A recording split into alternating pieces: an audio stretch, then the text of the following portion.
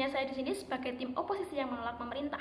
Perdebatan akan dimulai dalam 3, 2, 1. Salah satu kelemahan dari argumen tim proposisi adalah kesan bahwa setiap masalah dapat diselesaikan hanya dengan satu solusi.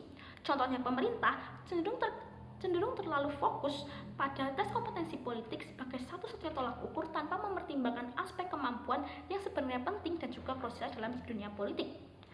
Dalam proses menjadi seorang kandidat politik, tahapan awal biasanya dimulai melalui partai politik. Apa itu partai politik? Partai politik merupakan suatu organisasi yang berfungsi mengkoordinasi dan mendukung calon agar dapat menjadi anggota legislatif dalam suatu negara. Sebagai ilustrasi, partai yang memiliki latar belakang ideologi agama cenderung menghindari, merekrut, atau mengambil anggota yang berpandangan atau memiliki latar belakang nasionalis karena perbedaan nilai dan juga visi dalam politik. Lalu di sini saya akan memberikan sanggahan terhadap pihak pemerintah. Yang pertama, pihak proposisi mengatakan bahwa tes akan dilakukan secara transparansi atau akan terdapat transparansi. Tim proposisi menyatakan bahwa transparansi juga akan diterapkan. Namun, transparansi yang mereka maksud hanya mencakup hasil dari tes. Bagaimana dengan proses pelaksanaannya? Bagaimana dengan standarisasinya? Apakah publik dapat mengakses metode penyusunan soal, sistem penilaian, dan mekanisme evaluasi? Jika tidak, maka transparansi yang dijanjikan oleh pihak pemerintah ini menurut kami sama sekali belum terpenuhi dan tidak dapat dijadikan sebagai transparansi. Lalu yang kedua, kepercayaan terhadap lembaga penyelenggara. Sebelum bicara soal transparansi, kita perlu mengetahui siapa yang menyusun soal dan lembaga mana yang bertanggung jawab dalam menyelenggarakan tes tersebut. Apakah sepenuhnya dikelola oleh pemerintah? Karena mengingat banyaknya persoalan yang terjadi di pemerintah seperti korupsi, penggelapan dana. Apakah lembaga pemerintah tersebut dapat dipercaya untuk menyusun tes secara jujur dan juga adil? Menurut kami tentu tidak. Lalu yang ketiga, ketiadaan standar kompetensi yang jelas.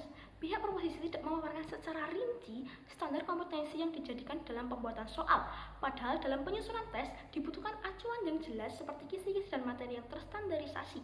Tapi dari itu semua, bagaimana tes dapat dikatakan valid dan mampu menilai kualitas calon secara menyeluruh? Menurut kami itu tidak bisa, tanpa standarisasi tidak bisa dilakukan pembuatan soal. Lalu, selanjutnya saya dari tim oposisi yang menolak pihak pemerintah sudah menyiapkan 2 argumen. Argumen kami sangat masuk akal dan sangat cocok untuk menyelesaikan konflik ini. Yang pertama, dalam proses menjadi kandidat politik terutama di pemerintah akan diajukan oleh partai. Maka dari itu, menurut kami partai politik itu sudah menyeleksi calon yang terbaik. Proses pencalonan dilakukan melalui partai politik yang pastinya memiliki struktur atau standar yang sudah terbaik, karena tidak mungkin seorang partai memberikan kandidat yang tidak terbaik. Partai itu akan kalah dan tidak dapat menang dalam suatu pemerintahan lembaga dalam lembaga legislatif. Lalu yang kedua adalah kepemimpinan menurut kami dapat diukur dari teori saja. Pengetahuan teori itu merupakan akar dan itu merupakan penting. Namun, pemimpin yang sebenarnya itu tidak hanya lahir dari teori-teori tersebut, melainkan dari pengalaman lapangan, kepekaan sosial dan juga pengalaman-pengalaman yang sudah diberikan dalam pihak politik. Namun menurut kami tes ini tidak dapat digunakan sebagai acuan satu-satunya. Lalu, apakah pemimpin dapat mengatasi masalah-masalah rakyat seperti merasa tidak adil, merasa tidak asing, atau konflik budaya? Menurut kami itu tidak dapat diselesaikan hanya dengan tes, karena itu tidak ada di buku pelajaran. Maka dari itu memerlukan pengalaman secara langsung. Nah, tes tersulit tersebut tidak mampu menilai suatu kebaikan atau suatu keunggulan dalam seorang pemimpin. Lalu, sebagai akhir saya akan memberikan solusi yang dapat.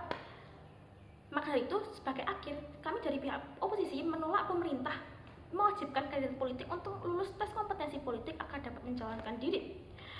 Yang pertama, karena menurut kami tes justru menutupi masalah-masalah yang lebih penting. Pendukung dapat beranggapan bahwa tes bisa meningkatkan kualitas kandidat. Namun sebenarnya kualitas kepemimpinan tidak hanya ditentukan oleh skor-skor dari tes tersebut, melainkan melalui rekam jejak dan juga rekam jejak atau pengalaman-pengalaman dari suatu pemimpin tersebut. Maka dari itu, tes menurut kami tidak dapat dijadikan suatu acuan. Lalu pendukung menginginkan suatu transparansi, maka dari itu solusinya menurut kami bukanlah tes, namun opsi lain selain tes, yaitu ada debat publik dan juga pemaparan latar belakang atau rekam jejak dari suatu pemimpin tersebut. Karena menurut kami tes tidak dapat digunakan sebagai acuan. Tes kompetensi politik tersebut tidak dapat dijadikan sebagai salah satu acuan, namun memerlukan itu tadi, debat publik dan juga forum dialog agar terjadi keterbukaan data dari seorang calon politik tersebut. Dan di sini saya menekankan sekali lagi bahwa kami tidak mendukung Dewan mewajibkan kandidat politik untuk lulus tes kompetensi politik agar dapat mencalonkan diri. Maka dari itu saya bangga menjadi tim oposisi.